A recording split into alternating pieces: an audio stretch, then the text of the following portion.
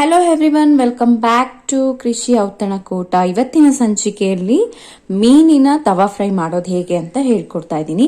ಇಲ್ಲಿ ನಾವು ಯಾವಾಗಲೂ ತವಾ ಫ್ರೈ ಮಾಡಬೇಕಾದ್ರೆ ಜಾಸ್ತಿ ಮುಳ್ ಇಲ್ಲದೆ ಇರುವಂತಹ ಮೀನನ್ನ ತಗೊಳ್ಬೇಕಾಗತ್ತೆ. ಇದರ ಹೆಸರು ಬಂದು ರೂಪ್ಚಂದ್ ಅಂತ. ಸೊ ಇದರಲ್ಲಿ ಜಾಸ್ತಿ ಮುಳ್ಳಿರಲ್ಲ ಮತ್ತೆ ತವಾ ಫ್ರೈಗೆ ತುಂಬಾ ಚೆನ್ನಾಗಿರುತ್ತೆ. ನಾನಿಲ್ಲಿ 3/4 kg ಮೀನನ್ನ ತಗೊಳ್ತಾ ಇದ್ದೀನಿ. ಈಗ 1 kg ನಾವು ಮೀನ್ ತಗೊಂಡ್ರೆ ಎಲ್ಲ ಕ್ಲೀನ್ ಮಾಡಾದ್ಮೇಲೆ ನಮ್ಗೊಂದು 3/4 kg ಸಿಗುತ್ತೆ. ಇದಕ್ಕೆ ಯಾವ ರೀತಿ ಮ್ಯಾರಿನೇಟ್ ಮಾಡಿ ತವಾ ಫ್ರೈ ಮಾಡೋದು ನೋಡೋಣ ಬನ್ನಿ. ನಾನಿಲ್ಲಿ ಮ್ಯಾರಿನೇಟ್ ಮಾಡೋದಿಕ್ಕೆ ಒಂದು ಬೌಲ್ನ ತಗೊಂಡಿದ್ದೀನಿ. ಮೊದಲನೇದಾಗಿ ನಾನು 3 ಟೇಬಲ್ ಸ್ಪೂನ್ ಅಷ್ಟು ಖಾರದ ಪುಡಿಯನ್ನ ಹಾಕೊಳ್ತಾ ಇದ್ದೀನಿ. ನಾವಿಲ್ಲಿ ಖಾರದ ಪುಡಿ ಜಾಸ್ತಿ ಹಾಕೊಳ್ಳೋದ್ರಿಂದ ನಮಗೆ ಖಾರ ಅನ್ಸಲ್ಲ. ಯಾಕೆ ಅಂದ್ರೆ ನಾವು ಆಯಿಲ್ ಅಲ್ಲಿ ತವಾ ಫ್ರೈ ಮಾಡ್ಬೇಕಾದ್ರೆ ನಮಗೆ ಖಾರ ಅಷ್ಟೊಂದು ಗೊತ್ತಾಗಲ್ಲ. ಹಾಗಾಗಿ ನಾನಿಲ್ಲಿ 3 ಟೇಬಲ್ ಸ್ಪೂನ್ ಅಷ್ಟು ಖಾರದ ಪುಡಿಯನ್ನ ತಗೊಳ್ತಾ ಇದ್ದೀನಿ. ಅರ್ಧ ಟೇಬಲ್ ಸ್ಪೂನ್ ಅಷ್ಟು ಅರಿಶಿನದ ಪುಡಿಯನ್ನ ಹಾಕೊಳ್ತಾ ಇದ್ದೀನಿ. 1 ಟೇಬಲ್ ಸ್ಪೂನ್ ಅಷ್ಟು ಧನಿಯಾ ಪೌಡರ್ನ ಹಾಕೊಳ್ತಾ ಇದ್ದೀವಿ. ಅರ್ಧ ಟೇಬಲ್ ಸ್ಪೂನ್ ಅಷ್ಟು ಗರಂ ಮಸಾಲ, ಶುಂಠಿ ಬೆಳ್ಳುಳ್ಳಿ ಪೇಸ್ಟ್ ಕೂಡ ನಾನಿಲ್ಲಿ 3 ಟೇಬಲ್ ಸ್ಪೂನ್ ಅಷ್ಟು ತಗೊಳ್ತಾ ಇದ್ದೀವಿ.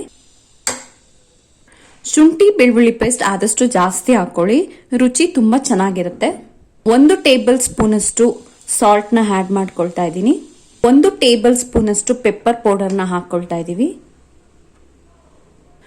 2 ನಿಂಬೆ ಹಣ್ಣಿನ ರಸವನ್ನ ನಾನಿಲ್ಲಿ ಹಾಕೊಳ್ತಾ ಇದ್ದೀನಿ.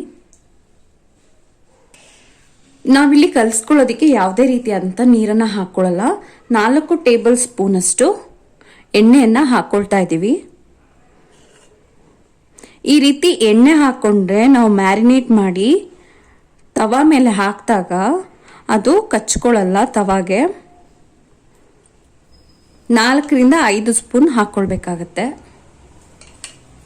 ಇವೆಲ್ಲವನ್ನು ಹಾಕೊಂಡ ನಂತರ ನೀಟಾಗಿ ಮಿಕ್ಸ್ ಮಾಡ್ಕೊಳ್ಬೇಕು.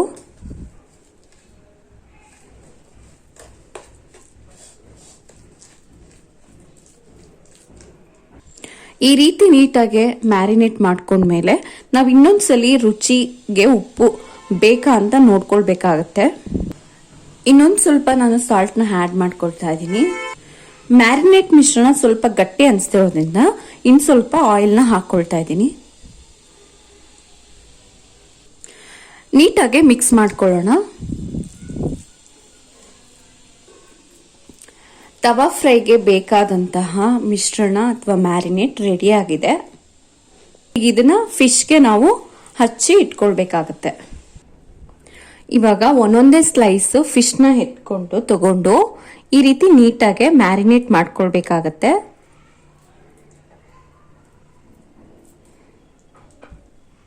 ಮುಂದೆ ಮತ್ತೆ ಹಿಂದೆ 2 ಕಡೆನೂ ನೀಟಾಗಿ ಮ್ಯಾರಿನೇಟ್ ಮಾಡ್ಕೋಬೇಕು. ಒಳಗಡೆ ಕೂಡ ಅಪ್ಲೈ ಮಾಡಬೇಕು.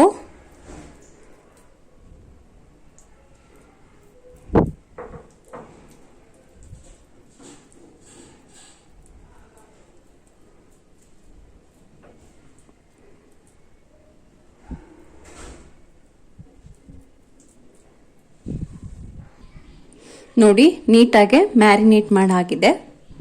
ಈ ರೀತಿ ಮ್ಯಾರಿನೇಟ್ ಮಾಡಾದ್ಮೇಲೆ ಲಿಡ್ ಇರುವಂತಹ ಒಂದು ಕಂಟೈನರ್ಗೆ ಹಾಕೊಳ್ಬೇಕಾಗತ್ತೆ.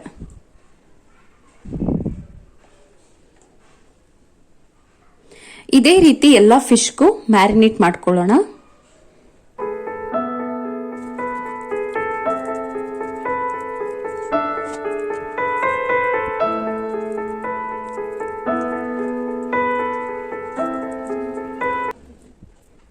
ಎಲ್ಲ ಫಿಶ್ ಪೀಸ್ಗಳಿಗೂ ಮ್ಯಾರಿನೇಟ್ ಮಾಡಿ ಆಗಿದೆ.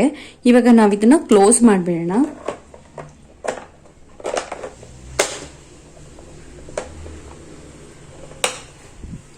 ಈ ರೀತಿ ಕ್ಲೋಸ್ ಮಾಡಿ ನಾವು ಫ್ರಿಡ್ಜ್ ಅಲ್ಲಿ 1 ರಿಂದ 2 ಅವರ್ ಇಟ್ರೆ ರುಚಿ ತುಂಬಾ ಚೆನ್ನಾಗಿರುತ್ತೆ. ಅದು ಮಸಾಲೆ ಚೆನ್ನಾಗಿ ಇಟ್ಕೊಂಡಿರುತ್ತೆ.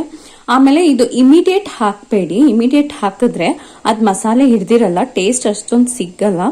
ಅಟ್ಲೀಸ್ಟ್ ಒಂದು ಹಾಫ್ ಅನ್ ಅವರ್ ಆದ್ರೂ ಇದು ಮಸಾಲೆ ಹಿಡಿಯೋದಿಕ್ಕೆ ಫ್ರಿಡ್ಜ್ ಅಲ್ಲಿ ಇಡಬೇಕಾಗುತ್ತೆ. ನಾವಿಲ್ಲಿ ಒಂದು ತವಾನ ಇಟ್ಕೊಂಡಿದೀವಿ. ಈ ತವಾ ಚೆನ್ನಾಗಿ ಕಾದಾದ್ಮೇಲೆ 1 ಸ್ಪೂನ್ ಎಣ್ಣೆನ ಹಾಕೊಳ್ತಾ ಇದೀವಿ. ಮ್ಯಾರಿನೇಟ್ ಮಾಡಿಟ್ಟಂತಹ ಫಿಶ್ ನ ಇದ್ರ ಮೇಲೆ ಹಾಕೊಳ್ಬೇಕಾಗುತ್ತೆ. 1 ಸ್ಪೂನ್ ಎಣ್ಣೆನ ಹಾಕೊಳ್ತಾ ಇದ್ದೀವಿ. ಮ್ಯಾರಿನೇಟ್ ಮಾಡಿಟ್ಟಂತಹ ಫಿಶ್ ನ ಇದ್ರ ಮೇಲೆ ಹಾಕೊಳ್ಬೇಕಾಗುತ್ತೆ. 1 ಸ್ಪೂನ್ ಎಣ್ಣೆನ ಹಾಕೊಳ್ತಾ ಇದ್ದೀವಿ. ಮ್ಯಾರಿನೇಟ್ ಮಾಡಿಟ್ಟಂತಹ ಫಿಶ್ ನ ಇದ್ರ ಮೇಲೆ ಹಾಕೊಳ್ಬೇಕಾಗುತ್ತೆ.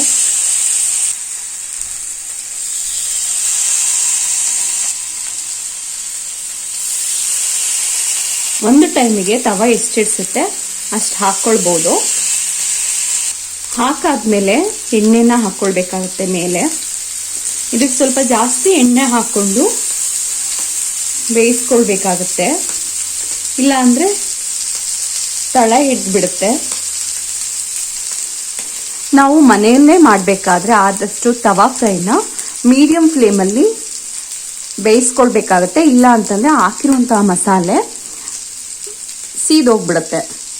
ಎಣ್ಣೆ ಎಲ್ಲ ಹಾಕಾದ್ಮೇಲೆ ಲಿಡ್ ಇಲ್ಲ ಅಂತಂದರೆ ನಾವು ಒಂದು ಮುಚ್ಚಳವನ್ನು ಮುಚ್ಚಬೇಕಾಗುತ್ತೆ. ಈ ರೀತಿ ಒಂದು 5 ನಿಮಿಷಗಳ ಕಾಲ ಇದನ್ನ ಏನು ಡಿಸ್ಟರ್ಬ್ ಮಾಡಕ್ ಹೋಗ್ಬಾರ್ದು. ಸಣ್ಣ ಉರಿಯಲ್ಲೇನೆ ಫ್ರೈ ಆಗೋದಿಕ್ಕೆ ಬಿಡಬೇಕು. 5 ನಿಮಿಷ ಆಗಿದೆ. ಇವಾಗ ಇದನ್ನ ತೆಗಿತಾ ಇದ್ದೀವಿ.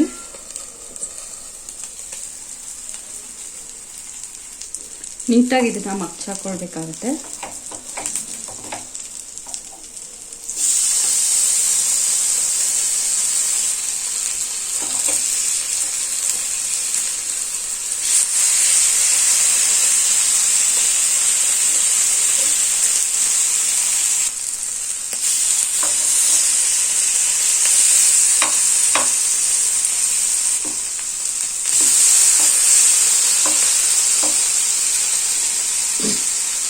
ನೋಡಿ ಎಷ್ಟು ಚೆನ್ನಾಗಿ ಫ್ರೈ ಆಗಿದೆ. ಇವಾಗ ಮತ್ತೆ ಲಿಡ್ನ ಕ್ಲೋಸ್ ಮಾಡ್ಕೊಳ್ಬೇಕಾಗುತ್ತೆ. ಕ್ಲೋಸ್ ಮಾಡಿಕೊಂಡು ಇನ್ನೊಂದು ಸೈಡ್ ಬೇಯೋವರೆಗೂ 5 ನಿಮಿಷದ ಕಾಲ ವೇಟ್ ಮಾಡಬೇಕಾಗತ್ತೆ. ಈಗ ಮತ್ತೆ ಅದನ್ನ ಓಪನ್ ಮಾಡ್ಕೊಳ್ಳೋಣ.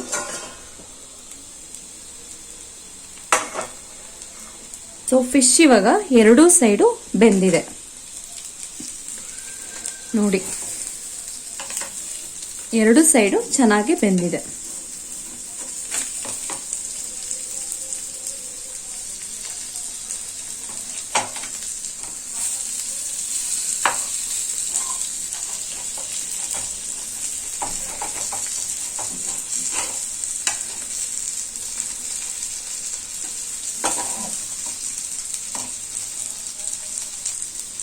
ಮಳೆಗಾಲಕ್ಕೆ ಸಾಯಂಕಾಲಕ್ಕೆ ಬಿಸಿ ಬಿಸಿಯಾಗಿ ಈ ರೀತಿ ಮಾಡಿಕೊಟ್ರೆ ಎಲ್ಲರೂ ತುಂಬಾ ಚೆನ್ನಾಗಿ ಇಷ್ಟಪಟ್ಟು ತಿಂತಾರೆ. ಮಕ್ಕಳಿಗೆ ಈ ರೀತಿಯಾಗಿ ಮಾಡಿಕೊಡೋದ್ರಿಂದ ಅವರು ಫಿಶ್ನ ಲೈಕ್ ಕೂಡ ಮಾಡ್ತಾರೆ. ಫಿಶ್ ತಿನ್ನೋದ್ರಿಂದ ಅವರ ಬುದ್ಧಿ ಕೂಡ ಚುರುಕಾಗುತ್ತೆ. ಈ ವಿಡಿಯೋ ನಿಮಗೆ ಇಷ್ಟ ಆಗಿದ್ದಲ್ಲಿ ಲೈಕ್ ಮಾಡಿ, ಶೇರ್ ಮಾಡಿ, ಕಮೆಂಟ್ ಮಾಡಿ. ಹಾಗೆ ನಮ್ಮ ಚಾನೆಲ್ಗಿನ್ನ ಸಬ್ಸ್ಕ್ರೈಬ್ ಮಾಡ್ಕೊಂಡಿಲ್ಲ ಅಂತಂದ್ರೆ ಸಬ್ಸ್ಕ್ರೈಬ್ ಮಾಡ್ಕೊಳ್ಳಿ. ಈ ವಿಡಿಯೋವನ್ನು ನೋಡಿದ ಎಲ್ಲರಿಗೂ ಧನ್ಯವಾದಗಳು.